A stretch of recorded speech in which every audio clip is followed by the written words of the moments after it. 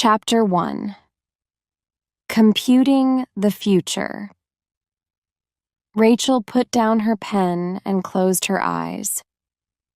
She felt tired, very tired. She looked up at the clock. 4:30. Good. There was enough time to get to the newspaper office before 5 o'clock, and she wanted the advertisement to go into Friday's newspaper. Then, well, she didn't know what was going to happen next. It was a wonderful idea, and it was a new idea. She picked up the finished advertisement and walked through the office door into the computer room. The computer room was always busy. 14 people worked there. Rachel smiled and said hello to everyone as she walked across the room. Long pieces of blue paper were coming out of the computers. The operators were checking them carefully, then putting them into envelopes. Rachel's company used computers to do horoscopes for people.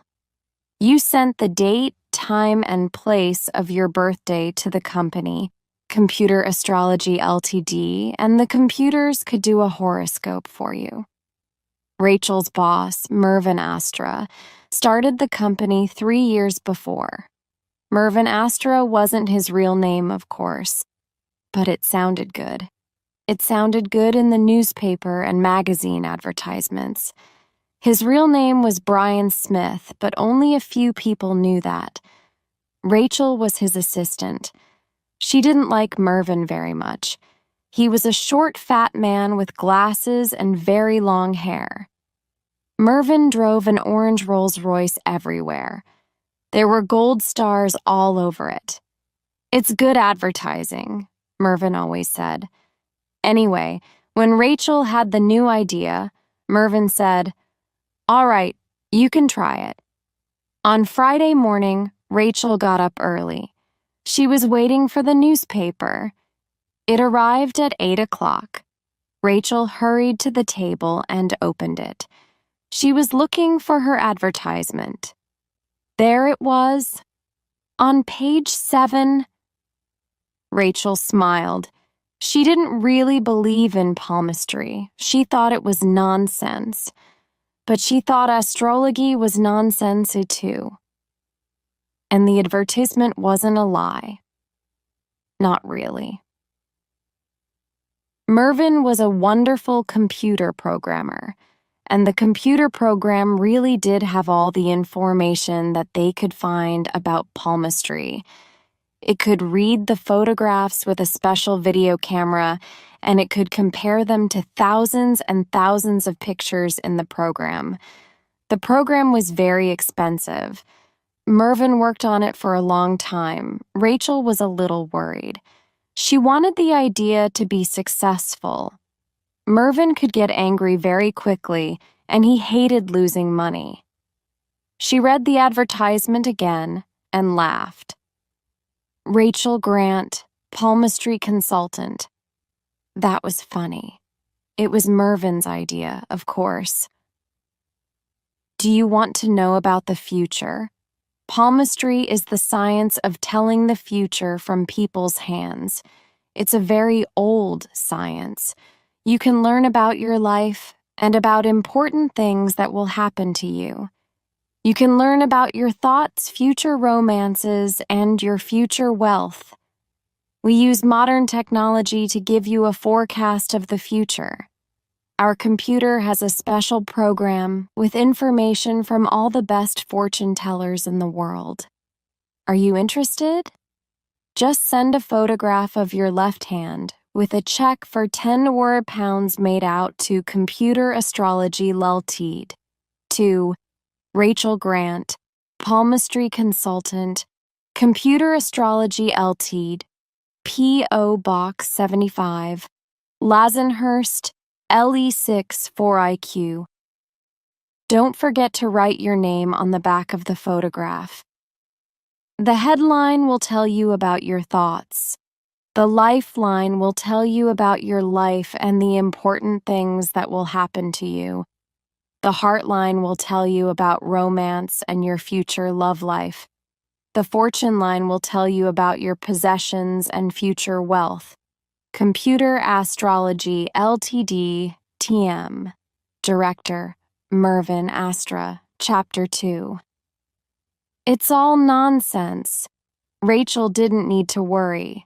The idea was successful. It was more successful than the computer horoscopes.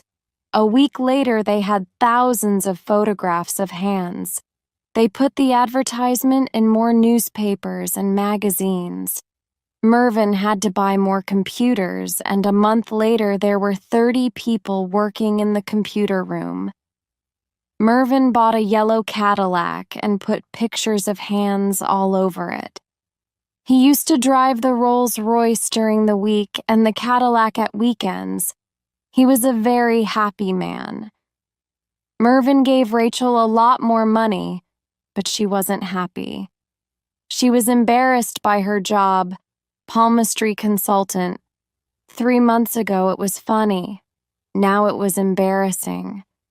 When people said, "What do you do?" she usually said, "Oh, I work with computers." One day, Rachel was at a party. She was speaking to a woman. They were talking about sport when the woman asked her name. Rachel told her. Suddenly the woman said, "Are you the Rachel Grant? You know, the palmistry consultant?" Yes. Yes, I am," said Rachel. "Why? Have you heard about me?" "Oh, yes," said the woman. "I have. I've seen the advertisements in all the newspapers.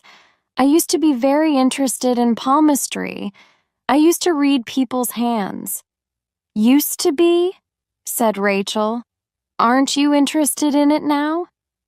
"No, I'm not," said the woman. "I read a lot of books about it. It's all nonsense. Nonsense." Rachel smiled. "Why do you think so?" she asked. "Well," said the woman, "think about it. What does the lifeline tell you?" "It tells you how long people will live?" she said. "Yes," said the woman. "So, in 1914 and 1939, before the 2 world wars, were there a lot of people with short lifelines?"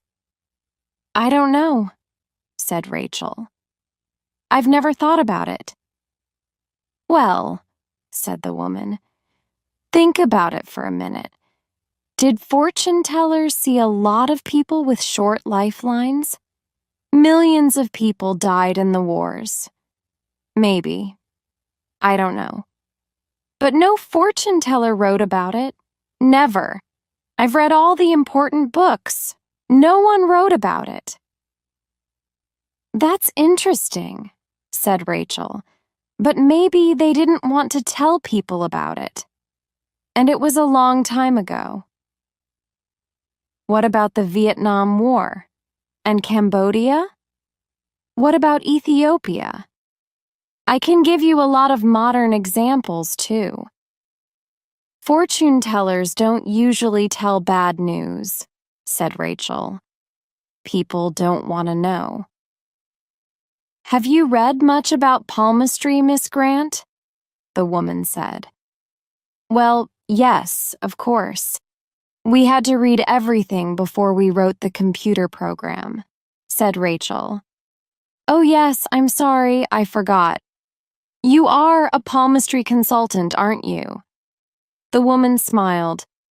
"Come on, Miss Grant," she said. "It's nonsense, and you know that it's nonsense, don't you? I can see that." Chapter 3. Frightened of the Future. The next day, Rachel was sitting in her office. She was thinking about the woman at the party. She looked through some books on palmistry. She had a lot of books. She couldn't find any information about lifelines before the 2 world wars. Maybe the woman was right. She stood up and went to the door. "Mark," she called. "Mark, can you come into my office for a minute? Mark was one of the computer programmers. He worked with Mervyn on the palmistry program. He came in and sat down. Rachel told him about the woman at the party. "Mark," she said, "can we do a statistical analysis of all the palmistry photographs?" Mark looked surprised. "Yes," he said, "we can do that. It's easy. But why? What are you looking for?" "I'm not sure," said Rachel. "I've got an idea. Maybe it's a silly idea, but I want to compare all the photographs. Maybe we can find something in all of them. Something about the future." You mean a lot of short lifelines?" "I hope not," said Rachel. "But it's interesting, isn't it? I want you to compare different towns and cities. Compare them with each other and compare them with the country areas. I want statistics for different areas of the country. We've got all this information in the computer. Why don't we use it? You can do it, can't you?" "Does Mervyn know about this?"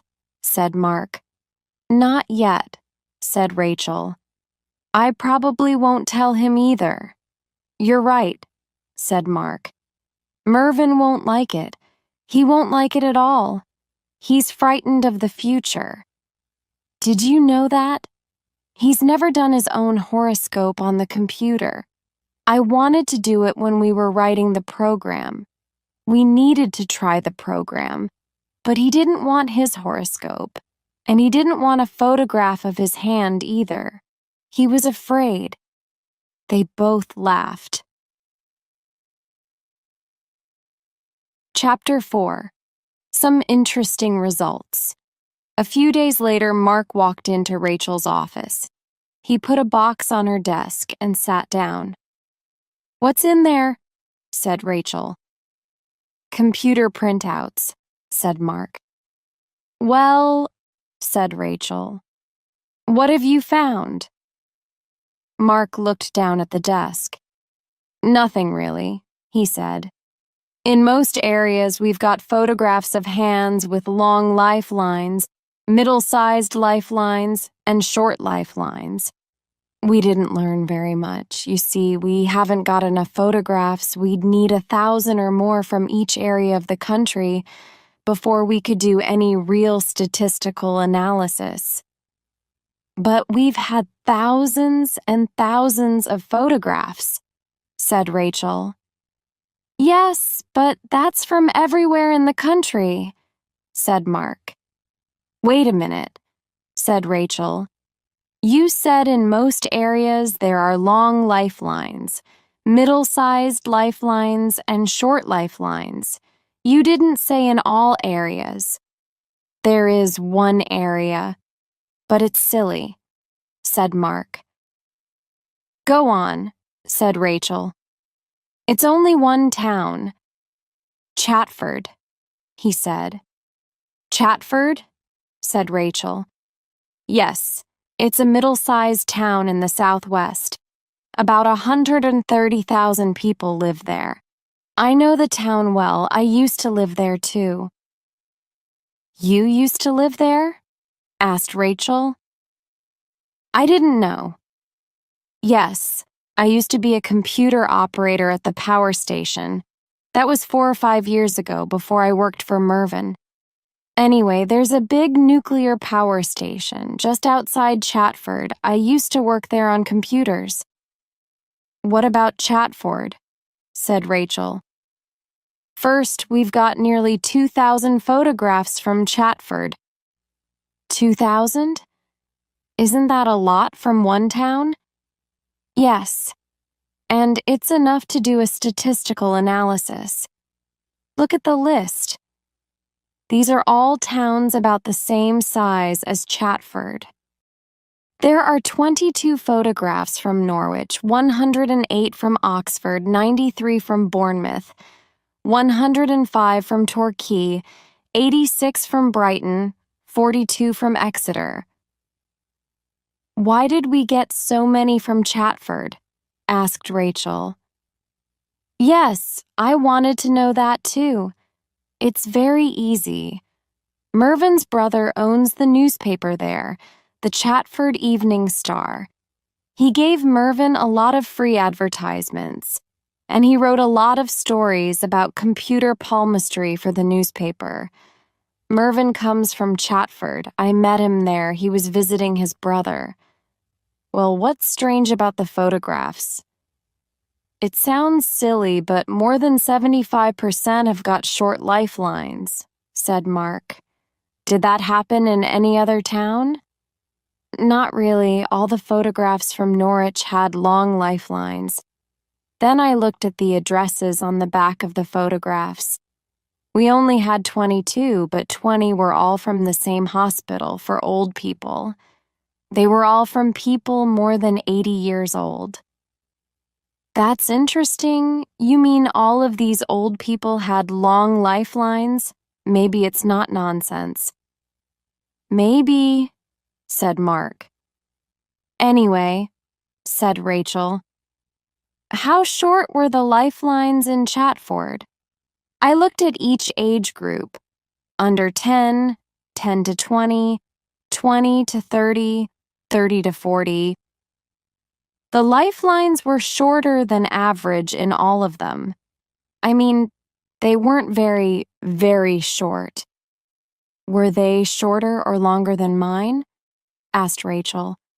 She showed Mark the palm of her left hand. Mark looked at it carefully. They were about the same, he said. Rachel felt cold suddenly. Don't worry, said Mark. Do you understand statistics? If you put one foot in water at 0 degrees C and the other foot in water at 100 degrees S, then statistically you're comfortable. What? Said Rachel. Well, the average temperature will be 50 degrees S. That's statistics. Rachel looked at him. Have you spoken to Mervyn about the printouts? She asked. No, you told me not to tell him, said Mark.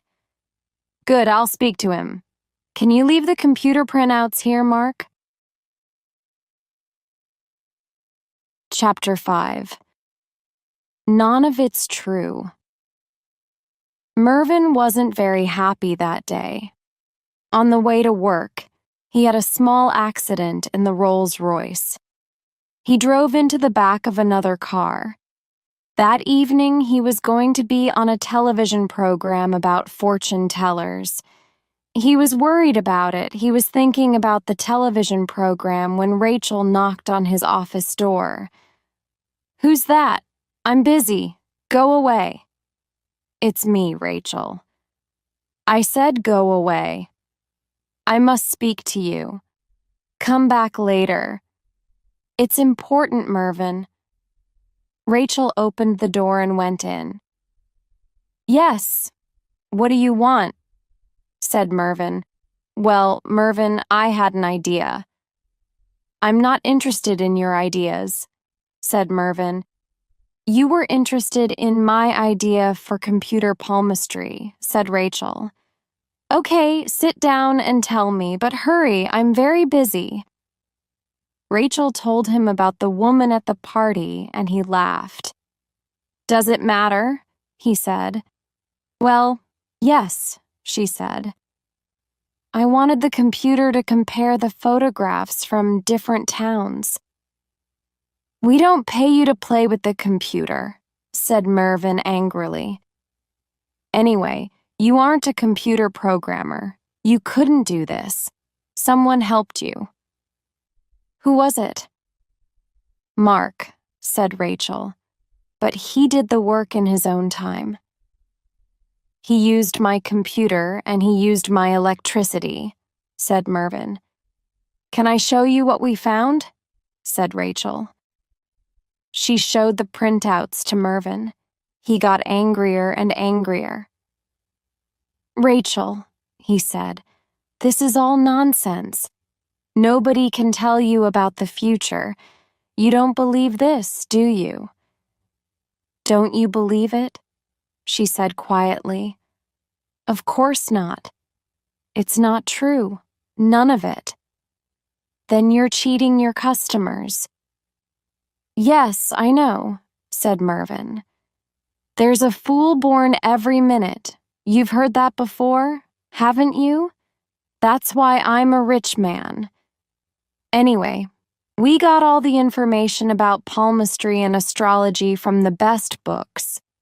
The program doesn't cheat. It gives us the best information on palmistry, but all of the information is nonsense. Rachel stood up. That's it, Mervyn. You're a cheat and a thief.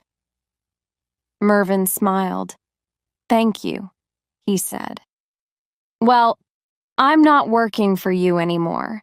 You can find another palmistry consultant. Ask at the prison. They'll find somebody for you. She left Mervyn's room and hurried back to her office. She put on her coat and walked out. The air outside felt clean and good. She smiled. She wasn't a palmistry consultant anymore. Now, she thought, I'm going to get a real job. Chapter 6. Chatford. Rachel left computer astrology on March 19th. She soon found another job as a reporter for the Daily Echo, a newspaper in London. She was a reporter before she worked for Mervyn, but she never forgot about Mark's computer printouts, and she never forgot about Chatford. One day she was talking to her boss at the newspaper, and she told him about the lifelines. He laughed. Do you believe it, Rachel? He said. I don't know, but it's interesting. Yes, it's a good story. Look, why don't you go to Chatford? Perhaps you can write a story for the newspaper. Mervyn won't like it, she said. Are you worried about Mervyn Astra? No. You go and write the story. Look round Chatford, talk to people, read their hands. I told you I can't read hands, she said. You know enough about palmistry. There's a good story here. Write it. Rachel smiled. Okay, I will. I'll go there next week. Rachel arrived in Chatford by train on Wednesday, 20th September. She got a taxi to the Royal Hotel. She walked into the hotel and stopped. A short, fat man with glasses and very long hair was standing there. He was shouting at the girl behind the desk. Do you know who I am? He shouted. My brother owns the Chatford Evening Star. I want a room with a bath and I want it now. And you didn't write or telephone? Said the girl. What's your name? Come on, what is it? You're going to lose your job. My brother's a very important man in this town. His face was very red. Rachel walked over to the desk. Hello, Mervyn, she said. Mervyn looked round. What are you doing here? He said. You won't get a room. The hotel's full. Rachel smiled at the girl behind the desk. Rachel Grant, she said. From the Daily Echo. I phoned yesterday. Ah, yes, said the girl, Ms. Grant. A room with bath. You're in room 437. I've got your key. Wait here. Someone will take your case to the room. Thank you, said Rachel. Mervyn looked very angry. Well, I'm not staying here. I'm going to another hotel, a better one. Good, said Rachel. Good night. Mervyn walked out of the hotel. The girl behind the desk was smiling. Enjoy your stay, Miss Grant, she said. Thank you, said Rachel. I will. Chapter 7. Terrible news. On the morning of September 21st, Mark woke early. He couldn't sleep. He had dreams all night about Rachel and the computer printouts. He went downstairs to get the newspaper. It was on the floor with the letters. He picked it up and looked at the front page. Daily Echo London, 21 September, the worst day ever. Nuclear explosion in Chatford. Thousands dead at 10:35. Yesterday evening, there was an atomic explosion at the Chatford nuclear power station. Thousands of people are dead. The Army has closed all roads around Chatford, and there is no news from the town. Nobody knows why the power station exploded or how many people have died. Our reporter, Rachel Grant, was in the town when the power station exploded. The Army has asked people to stay in their homes in an area 50 miles round Chatford. The Prime Minister will speak on television and radio at 9 o'clock this morning. Mark put down the newspaper. He was crying. He went to a cupboard and took out the box of computer printouts. He looked at them for a moment, then he walked over to the telephone. He had to phone the Daily Echo. He found the phone book and looked for the number. There it was, 0171 1311676. Then he stopped and thought. He picked up the box of printouts, took them into the garden, and burned them. He never told anybody about the lifelines.